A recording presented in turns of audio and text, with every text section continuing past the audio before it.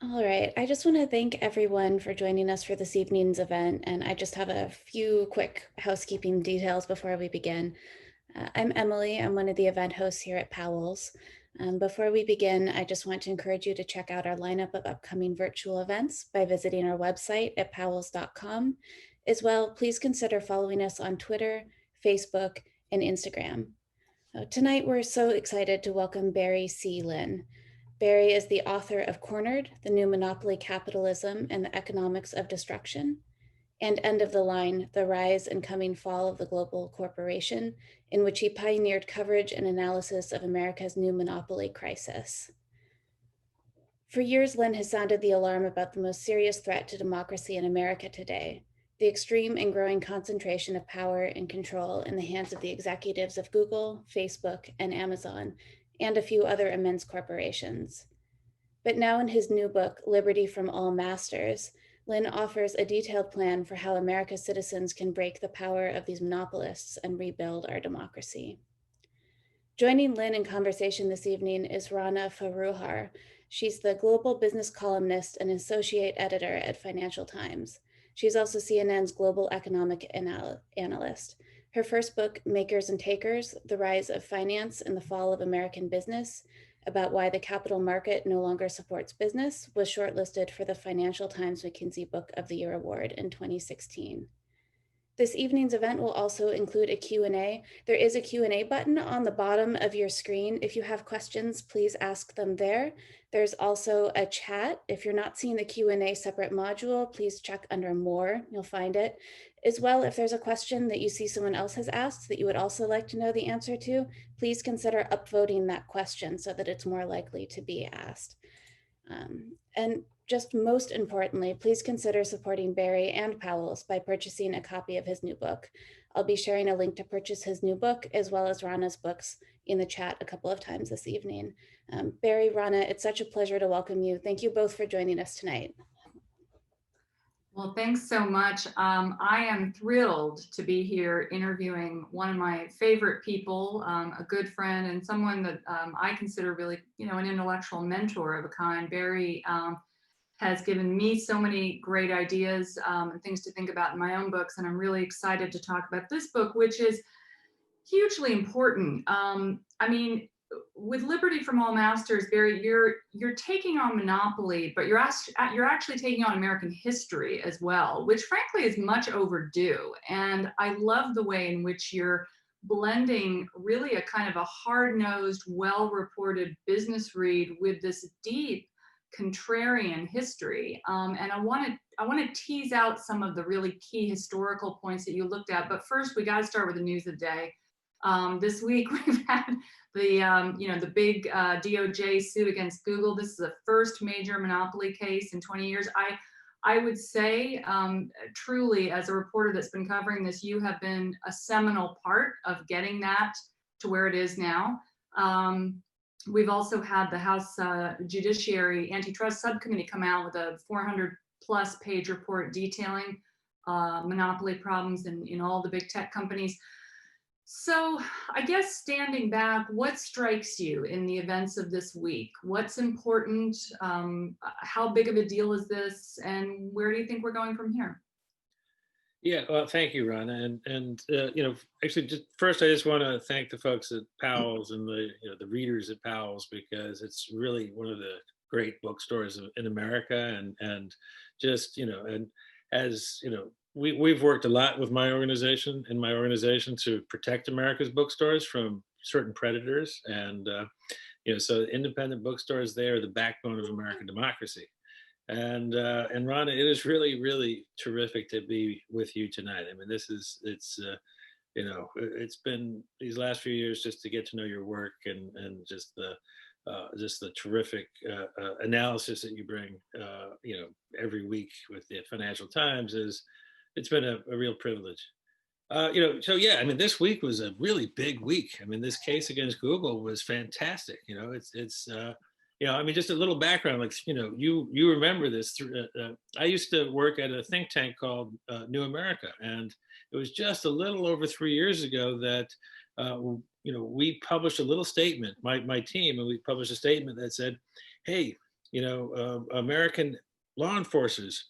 The Europeans just brought an antitrust case against Google, and you should study what they're doing, and you should actually follow what they're doing. Do the same thing. And within 2 days, we were told that we had to leave New America. We were fired. And that's because this think tank, the New America, was, a large part of the funding was, came from Google. And, and you guys could read about this on the front page of the New York Times. It was, there's an article by Ken Vogel about that. So that was 3 years ago. Google felt that they were so untouchable that 3 years ago they could reach into a Washington think tank. And, we weren't famous, but we were relatively well known, and they thought they could silence us. That's now 3 years later, we got the Department of Justice going after them with this case. That's a revolutionary change. And it's a strong case. It's a really well-written case. It's a fun read for those of you who want to read some law. It's a compellingly written piece of literature. It is not super technical, but in the beginning part anyway. But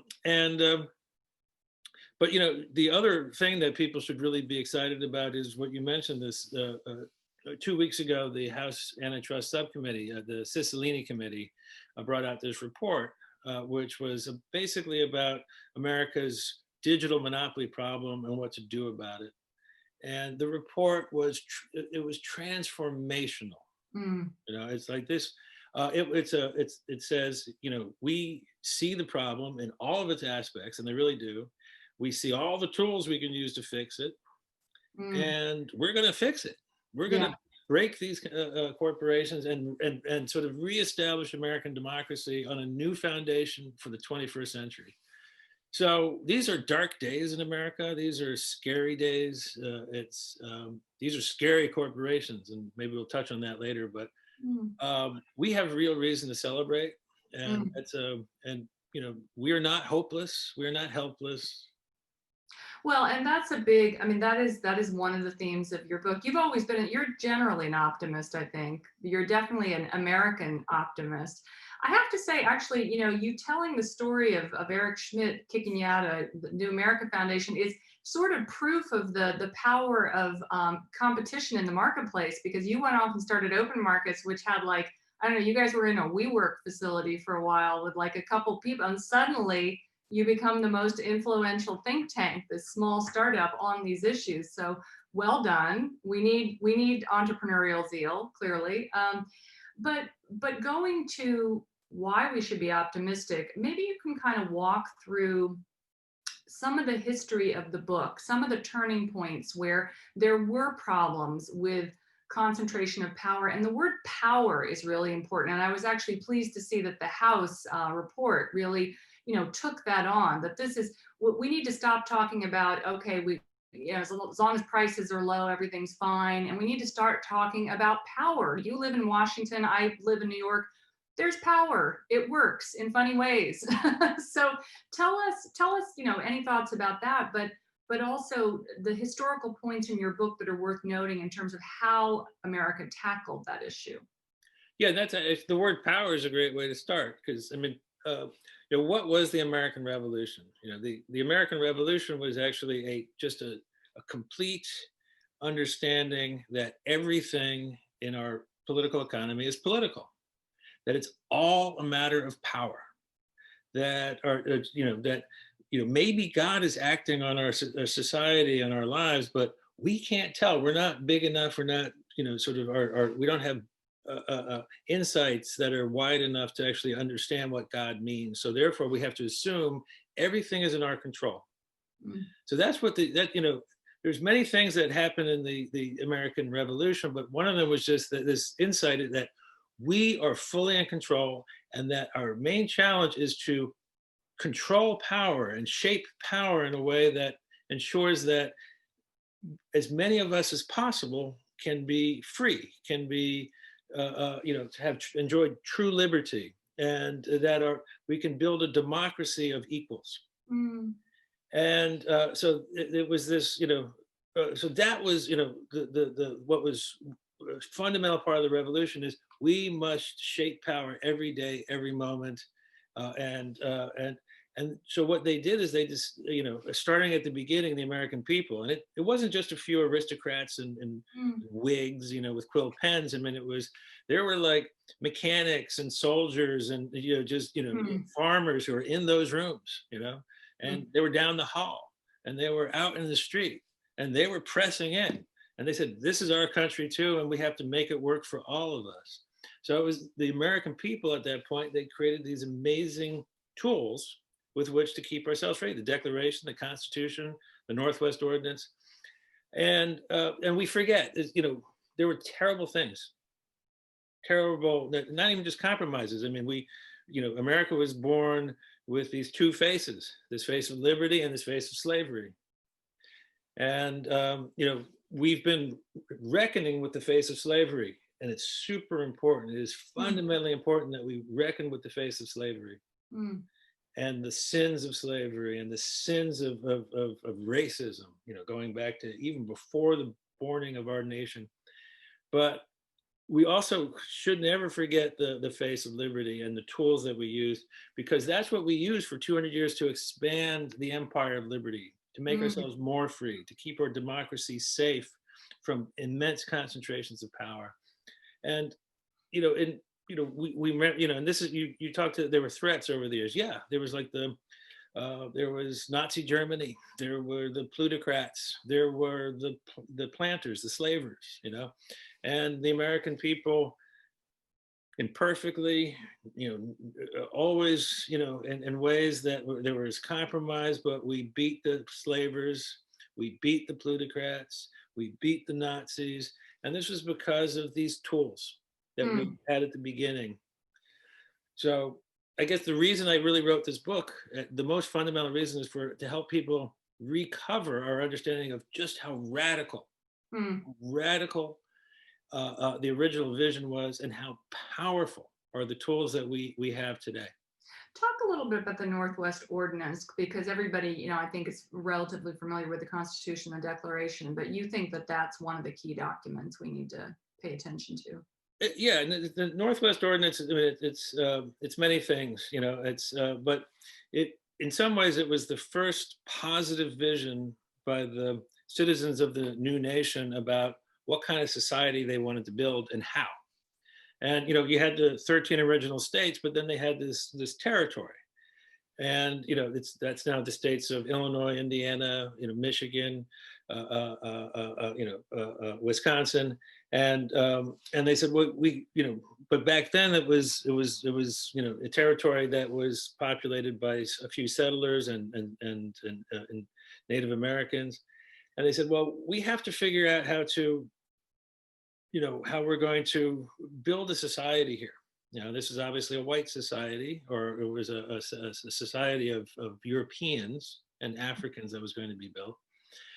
But when they set about doing it, there was a few sort of rules, and this was codified in one of the very first laws of the United States, one of the very first laws that George Washington signed. And the vision was, everyone gets a little piece of land, 160 acres, but no more. You have enough to be free, to control your own life, to not have a boss. Everyone has no boss, if that's what you want. Everyone has to live together in towns. And you can't live willy-nilly. You have to actually be part of a society. You have to be part of a community. You have to be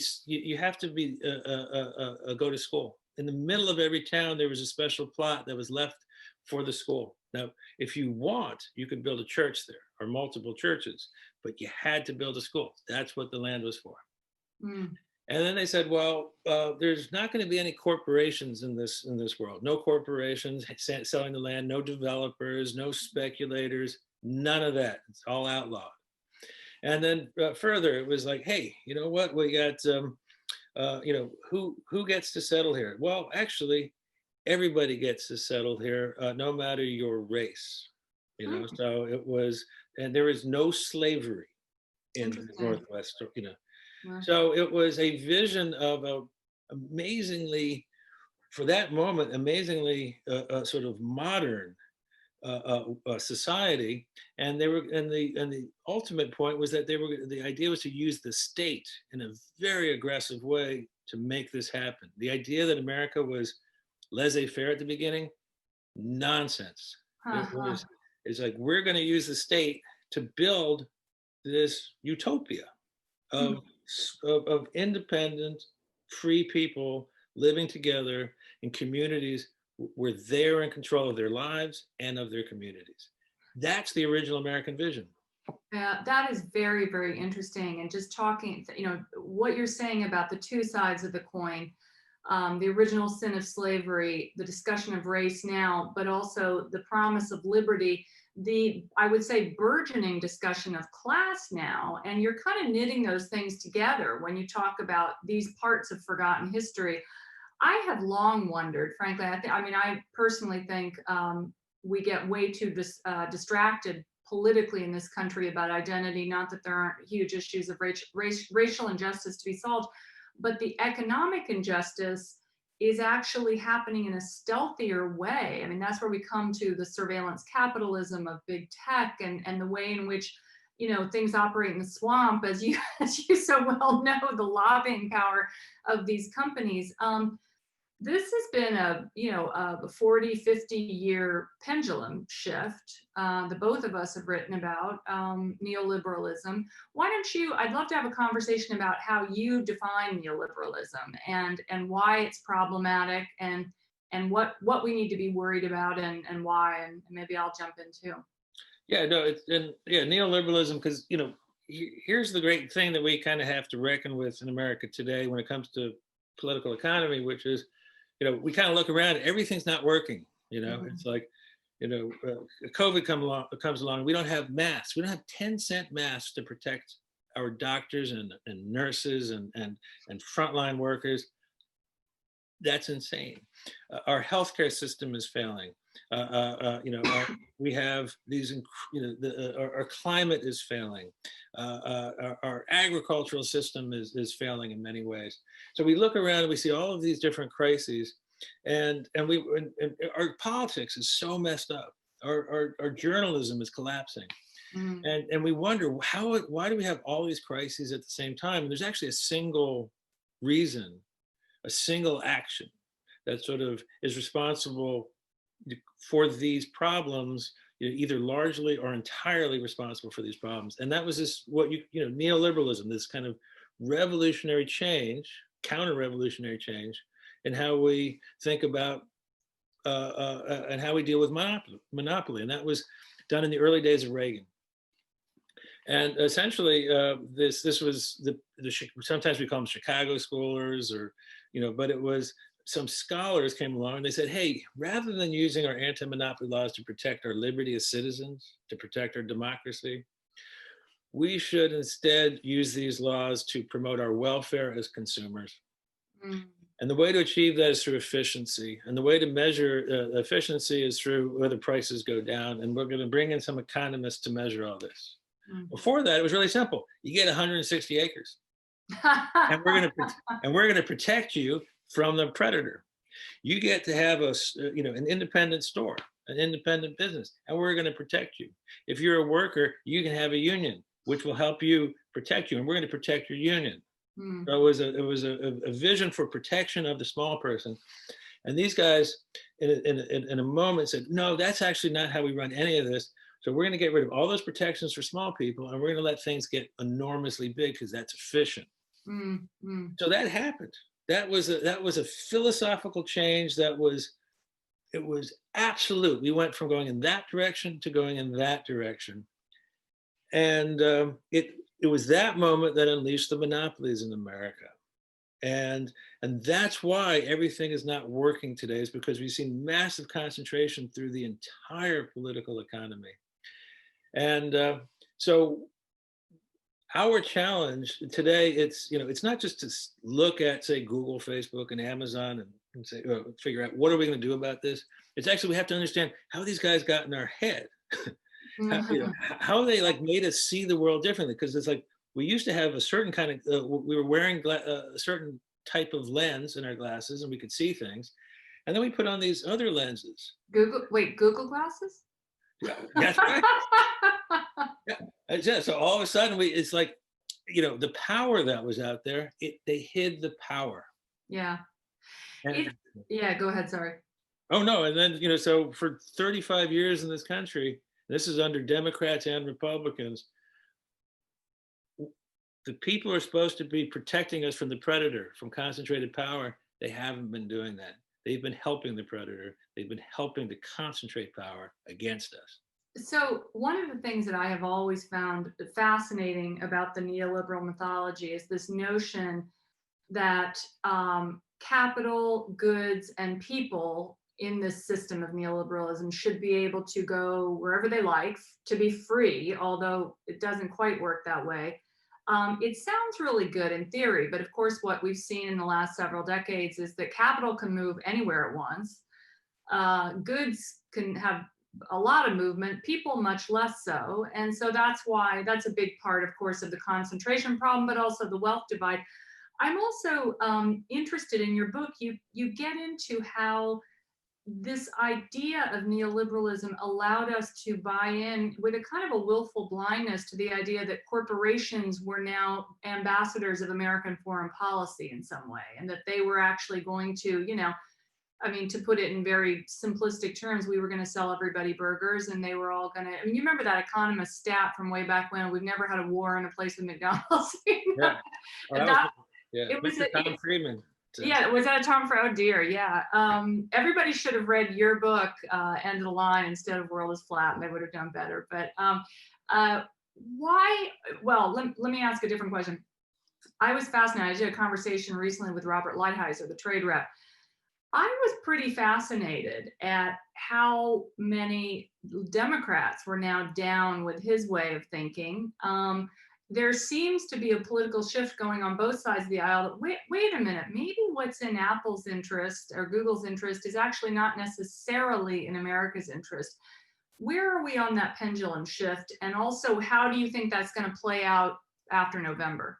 Yeah, this is actually, it's a really great to sort of go from what we was thinking of antitrust to trade, and here's what another thing that we need to remember, which is that competition policy, anti-monopoly policy, it's what the DOJ and the FTC do, the Federal Trade Commission, what they do, but it's also this power to break monopoly or neutralize monopoly. It's everywhere in government. We created government to break monopoly. So trade policy is a subset of competition policy. It's a subset of anti-monopoly. The smart trade policy means that you have more competition and less concentration of control. So and that was what we used for going back to the beginning of this country. The Declaration of Independence was, hey, part of it was we're going to be independent from the British trading system. We don't want to be manipulated by the British trading system. We don't want to depend. That's important. That's really important, because you get into the East India Company as one of the things that the U.S. was rebelling against, a corporation. Yeah. I mean, it's like we were born out of this rebellion against the greatest, biggest intermediary corporation in the world. But so what happened is we used to do this for 200 years. We did a fantastic job of keeping ourselves free from dependence on other countries, and now we wake up. And, in 2020, we're looking around and say, oh, most of the masks that we're using, because they're not here, not only do we have a shortage, but most of the masks we have are coming from China. Right. They used to come from here. Now they're coming from China. We wake up and we find that all of the ingredients for our pharmaceuticals, like 90+% of the ingredients for our drugs, they're manufactured not here in America, not in Canada, not in Mexico. They're manufactured in China. So 250 years after the Declaration of Independence, we wake up and we find we are intimately, extremely, fantastically, dangerously dependent on the Chinese for things that we need today, today, every moment. So how did that happen? Actually, that was not something Reagan did. That was something that Clinton did, with the WTO, with the revolution in trade policy in 1990s. That was what Bill Clinton did with Larry Summers. That's their legacy, is to create this, this offshoring of capacity, this dependence, this and this sort of this dangerous fragility within the system, because things are so concentrated that when something goes wrong, they break down. Yeah. Robert Lighthizer is the guy who's actually he actually understands that to some extent. And he's not he's proof that not every person within the Trump administration is. Yeah. Right. No, I mean, well, it's interesting because this would be a whole nother hour's conversation, but, I would argue, I grew up in the rural Midwest. I would argue that, some of the voters in my county in Indiana, which went 75% Trump, where they were not voting for him necessarily for conservative social reasons, but more because they felt sold out by both sides of the mainstream parties, which is, is kind of what happened. Let me draw you to a big geopolitical point. And also I want to just remind everybody to queue up your questions. The Powell's folks are organizing them for me, and we're going to open it up in about 10 minutes for questions. You made a point to me over a year ago, maybe a couple of years ago, that I thought was very profound, which is that we should think about the FANGs. We should think about Google and Apple and China really kind of in the same way. I mean, they're all monopoly powers. One is, acting under the guise of the state. The others are in the private sector. We are now, I think most people would accept, in a one world, two systems paradigm. I don't think even if you get a Biden presidency, you're going to see a fundamental reset of US-China relations. You might see some softer language, but we're headed towards a bipolar or a tripolar world for all kinds of reasons. American multinational, Western multinational companies are in a little bit of a pickle now because of this. And one of the companies I think a lot about is Qualcomm, because it's like the perfect case study of, how a really good company gets destroyed by this paradigm. You've got, they're doing half their business in China. Now it's their political football between China and the US. You've got Apple, an even bigger company, trying to infringe or suing them on 3 different continents about, patent infringement issues in order to get the price of the chips down. How do you win? How do American companies go forward and actually operate, in your view, in that environment when they are going to be competing against companies that have state control and support? Yeah, no, I mean, it's a great question. And people, the Trump administration has said we need to move capacity out of China. They just haven't really done much about it. Nothing, it's, someone like a Lighthizer, he understands what needs to happen, but they're just not organized enough to achieve it. And people should be honest about that. This is, they talk about it and it's convincing, but, do they deliver? No, they have not thus far. So, we need to, it's like, there's going to be law, what's important though is actually that we move away from thinking about the well-being of the companies, and just understand that, companies ultimately are here to serve us. That's that in a political economy. It's like we can structure. That's one of the things about the American tradition is we learned that the corporation is here to serve the people. For most of our history, for the until well after the Civil War, every corporation in the United States was carefully chartered. It's like. Now they have these, immense liberties, these immense freedoms for the corporation. And it's like, no, that is so opposed to what the original ideas were. Now, in the 20th century, we actually got back to actually putting real restrictions on corporations. And then what the neoliberals did is they took them off. We need to understand, it's like this corporation is here to serve us, not vice versa. We are not here to, and if we actually do this in an intelligent way, well, Qualcomm might be in trouble, in some ways, but we, if we structure this, we will have all the things that we need. We will have all the electronics we need. We will have all of the drugs that we need when we need them. We will have every single good that we need the way it used to be. It was 30 years ago. We had no dependencies. We can be safe. We can be prosperous. We can be subservient to no corporation, and we can have a peaceful world in which we are not fighting with every other country in the world. Because, Trump is fighting with, the difference between a potential Trump and Biden administration is Trump fights with everybody all the time, with the French, the Germans, the Brits, the Spanish, the Indians. It's everyone except the Russians and the Chinese, right? Right, The Biden administration will actually. You're right. We're not going to go back to where we were with China.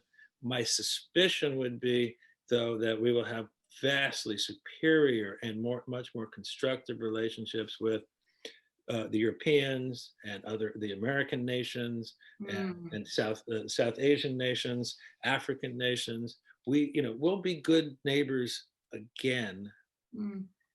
And the way we'll do it is actually using smart competition policy, smart anti-monopoly policy. Well, you gave a speech at the OECD a couple of weeks ago where you talked about how antitrust and competition policy could actually be a tool for diplomacy. So maybe you want to expand on how you see that. And also, I'm curious what you would say. I work for a British publication, and these smaller countries get very worried in this new world because it's one thing to be America, food, fuel, and consumer demand, and possibly an industrial base that you can rebuild. Tougher to be a smaller nation. So maybe you can kind of talk about that too. Yeah, and that's actually there's actually two Americas. People should understand. After the Second World War, there was a period in which there was a good America, and it was America that shared out prosperity, shared out opportunity, and we would say, hey, we could be the people who make everything, and we could make everyone else dependent on us, but we'll live in a much better world if we all cooperate and work together and live together and share ideas and share skills. And that was the vision of America for like the first 50, 60 years after the Second World War. What was so sad, what is so tragic about what Bill Clinton and Larry Summers did with the WTO is they said, oh, we're going to have more cooperation, but because they unleashed the monopolies in the system, because they unleashed the monopolies on America and on the Europeans and on the South America and people in Mexico and in South America and in Africa, and because they unleashed the monopolies, today we end up with everyone fighting. That's what happened with COVID. Suddenly we're fighting with the Europeans. The Europeans are fighting with each other. State against state in the United States are fighting with each other. And it's like, that's a breakdown of society. Why did that happen? Because the monopolists strip out the system. When you have many people sharing, when there's real competition, everyone gets all that they need. And the only thing you have to do is just prevent monopolization and make sure that there's a distribution of opportunity for little countries and big countries, and we can live and share and build a much better world together. Where do you see, I mean, we talked a little bit about the big cases, the DOJ case, the House report being bright lights, but you guys at Open Markets, you've taken on different industries. You've done real deep dives into agriculture, into tech, into different sectors. Where is progress being made, either politically or in actuality on the ground with real businesses? Where's the good news right now? Well, I mean, other than what we talked about at the top of the hour, which was, what happened with the Cicilline committee in the House and the DOJ case against the Google, there's not a lot of good news. It's we're almost wherever wherever we look, things are more concentrated than they used to be. Now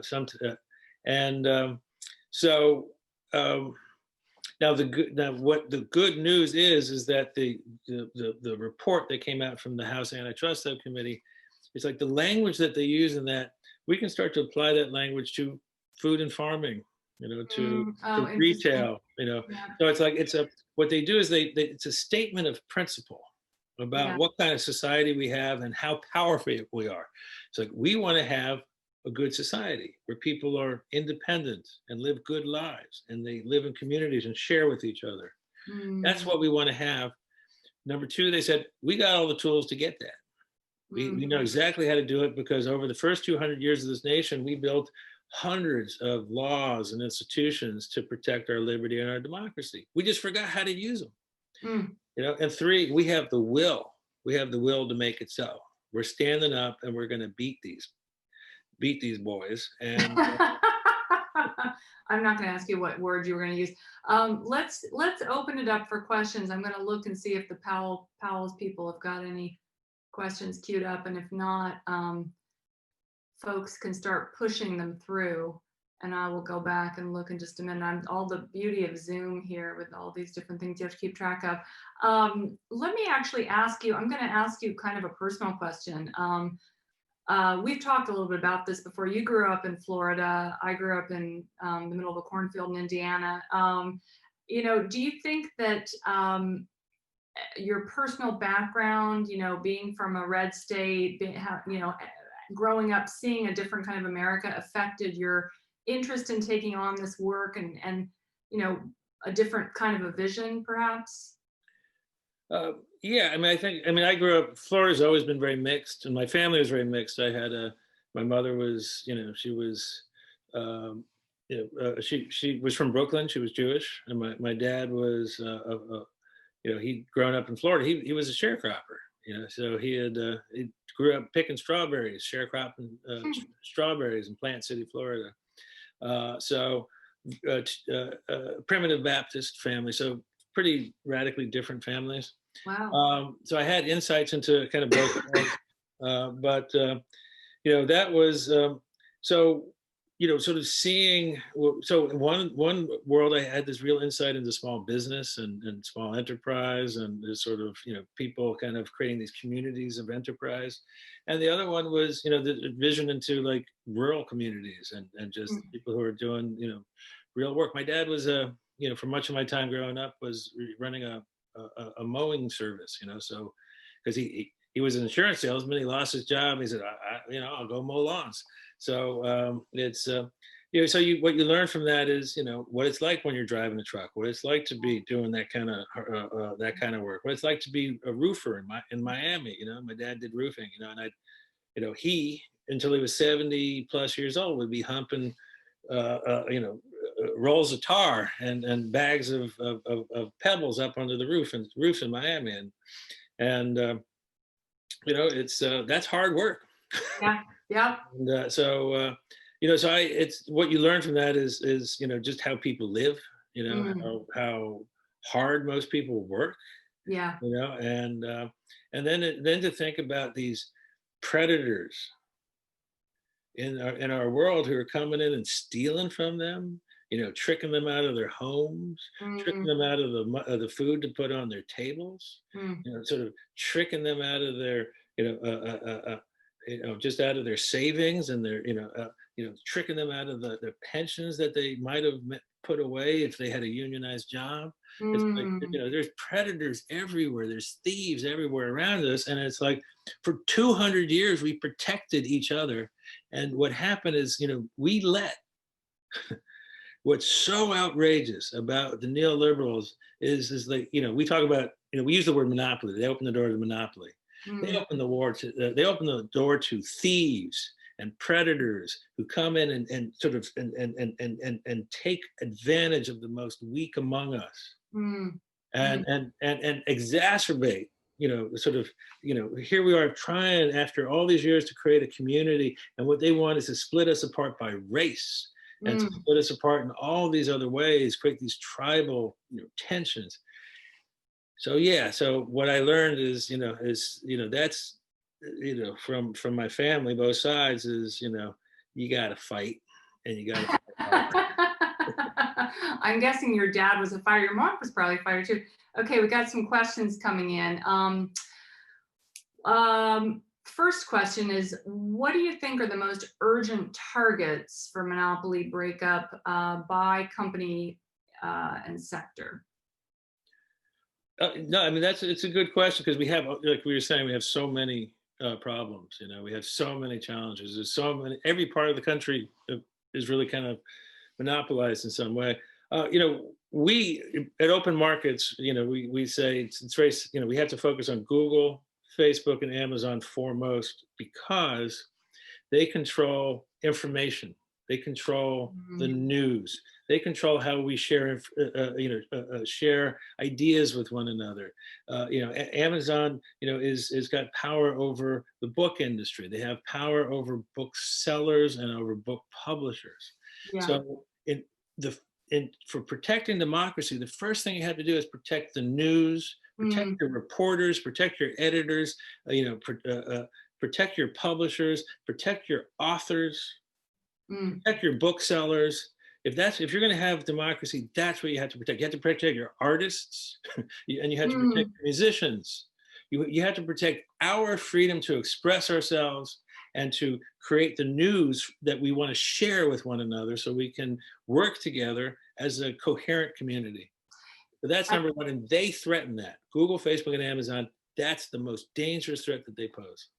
I find it, I must say, I completely agree with you, of course, although I have a vested interest here. I do find it just a bitter irony that there's been so much destruction of local news and local newspapers by these entities that they now have huge pots of money, these sort of foundations to help rebuild local news, which basically just means paying people to write the sorts of stories that they want. And you'd be surprised how many big newspapers, actually most of them, take money from those.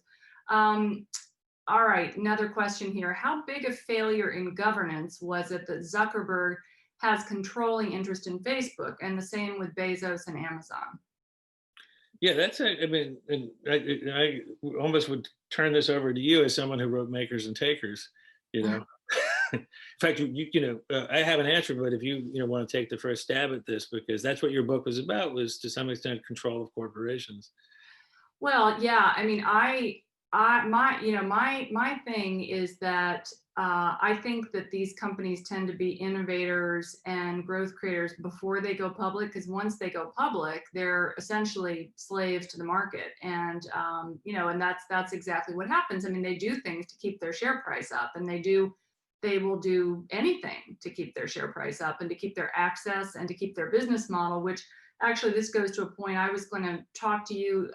You said one of the sectors that we need to be concerned about are those that control information. I mean, the complexity and opacity of these businesses is really what worries me. And I think I'm going to be watching the DOJ's case very, very carefully. And the House document is great because it really kind of uncovers in plain language some of the things that they, the wizards at these companies try and make seem very complex, the same way that the financial guys did that in the midst of '08.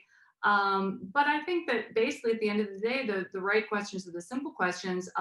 Are the companies doing something that's helpful for citizens, for societies, for stakeholders, or are they just jacking up the share price of the corporations generally by very financialized means? I mean, the big tech companies were the biggest beneficiaries of the Trump tax cuts. Most of the offshored money that they brought back went into share buybacks, which jacked up their stocks further, which increases the wealth gap because 80% of stock is owned by the top 12% of the population. So yeah, it's problematic. That's my first stab, but you go ahead. Yeah, no, and I agree with every point, and I just add one thing that is to have a corporation where as powerful as Facebook, and it's entirely in the hands of one person, Mark Zuckerberg. To have Mr. Dorsey as powerful he is within Twitter, it's when you realize that Sheryl Sandberg actually, she used to look powerful, but she actually has no power whatsoever. Nobody within Facebook has any power. So there's no checks on this person. So there's no internal checks, inside the corporation. And corporations have constitutions, and this one has a bad constitution. Facebook has a bad constitution, and it's a constitution that allows for a dictator, a true dictator, and we shouldn't have that ever with any powerful corporation.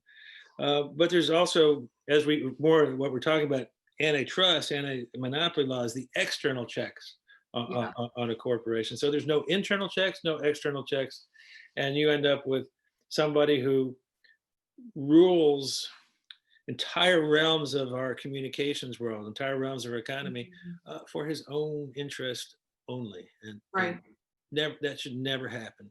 Right. another question, is the best outcome that Amazon's sales function and Google's app stores are regulated as utilities, train tracks, in which there's equal treatment for users and a small but guaranteed profit for the companies? What would you say to that? Yes, I mean, I think that's actually what we advocate and we've been advocating for this for a long time, going back to, 10 years. We've been saying that Google and Facebook wasn't such a big deal 10 years ago, but Google and Amazon were types of railroads, and so now there's the word utility. Now, some people will say utility means the government is controlling something directly. Now, that doesn't it's not necessarily the case with the utility, but what we want people to understand is that in America we have many, many models that allow us to have the government over here and the private monopoly over here separate, and sort of the people inside, in between, using the government to regulate the monopoly from afar, just setting basic rules for behavior. So you don't have this joining of government and private power. We don't really want this. We want this. So but yeah, it's like what Google, Facebook, they provide essential services, and therefore they have to be regulated the way we've regulated every previous network monopoly. Telephones, telegraph, railroads, airlines, trucking, pipelines. When you think about it, it's crazy. The only corporations in American history that we never applied these rules to, that were network monopolies, were Google, Facebook, and Amazon. Yeah, it's going to be interesting to see if, in some ways, I think it's good that the DOJ is keeping the case very narrow, because it will keep them arguing along a certain line. These guys can, make things very complicated, and you're already seeing them do that. A couple other questions. Can you talk a bit about the shift in popular perspective, and implicit here is politically, how did unions become demonized? I'm guessing that, we're talking about this pendulum swing towards neoliberalism, away from a shared worker, public sector, private sector power. Yeah, it actually brings us back to the beginning of the conversation, because the neoliberals, they kind of had two basic goals when they came to power. One was to break the unions of the working person, and they didn't do it completely, but they certainly weakened the unions. They did it here, that we did it in the UK under Thatcher, and that was, after 200 years. Unions weren't a function of the New Deal. Unions in America go back to the very earliest days of our democracy, of our republic. People forget this. American workers inspired Marx.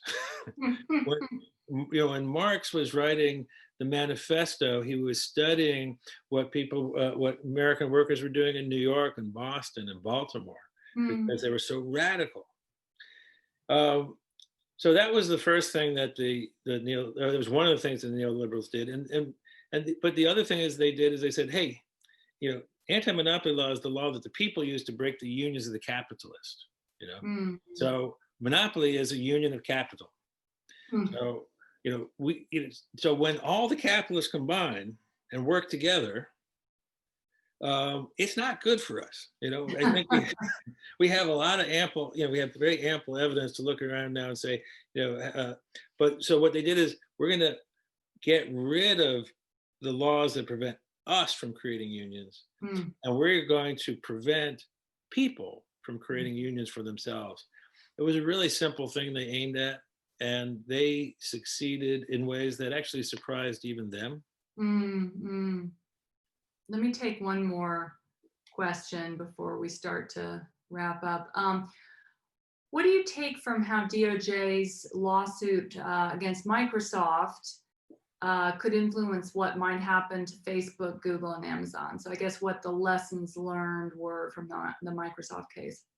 Yeah, no, I think a couple of things about the Microsoft case that are important to remember. One, it wasn't the DOJ that originally brought the case. It was brought by U.S. states. Actually, one of the Mm. leaders of that case was the Attorney General of Iowa at the time, a guy named Tom Miller. And so people in Iowa were saying, hey, the Clinton administration is not doing anything about Microsoft. So, well, we can.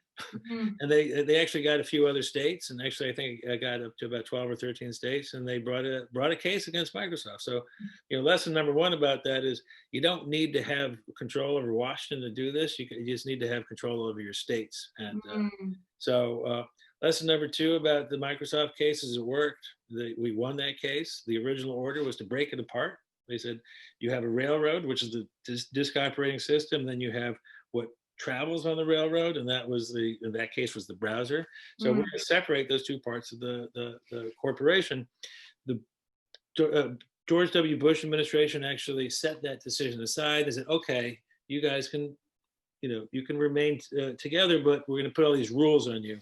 Those rules kept Microsoft sort of locked down, tied up for 8 years. And during that time, that's when Google got going. Yeah. Yeah. That's when Facebook got going. That's when Amazon really got going. That's when the internet, was the great moment of the internet. It was after the initial craziness of pets.com and the NASDAQ crash. Then you end up to the second stage, and it was the mature stage. Amazon is shackled, and everyone else has the freedom to build something. So all the good things that came out, it was because of an antitrust suit. Yeah. Well, and one could argue that we got cell phones a lot earlier than we would have if we hadn't have had telecom breakups. I mean, you could go back and say this, many, many decades ago. Let me ask you one or two final questions to wrap up. One of the things that I'm kind of fascinated by in the DOJ case is the way in which they're looking at the relationships between the tech giants. So a lot of times, I mean, I'll never forget once walking into Google's headquarters and kind of, starting to ask them a few years ago about this stuff and being like sort of told, well, how can you say there's no competition? We feel like we're competing against, Facebook all the time, or Amazon or Apple. And it's sort of like, but this case is saying actually there's a sort of an ecosystem of benefit or it's almost like a collaboration. I mean, I won't use the word cartel, but there are these relationships where people are divvying up which area they're going to monopolize with these agreements. Does that remind you of the kind of Gilded Era railroad barons? And I mean, what are the similarities there that we should think about? Yeah, no, it's really similar to, the plutocratic era. We know that there was this period when the plutocrats kind of controlled everything, the bankers in Wall Street. And the reason that the power was concentrated so much on Wall Street was there was this one banker, J.P. Morgan, who created a cartel. And he got all the bankers to work together. There was one bank that wouldn't go along. It was the bank that was the pet bank of the Standard Oil Company. Every other bank was together. So through his control over banks, he captured control over the entire political economy with the exception of Standard Oil and the Rockefellers.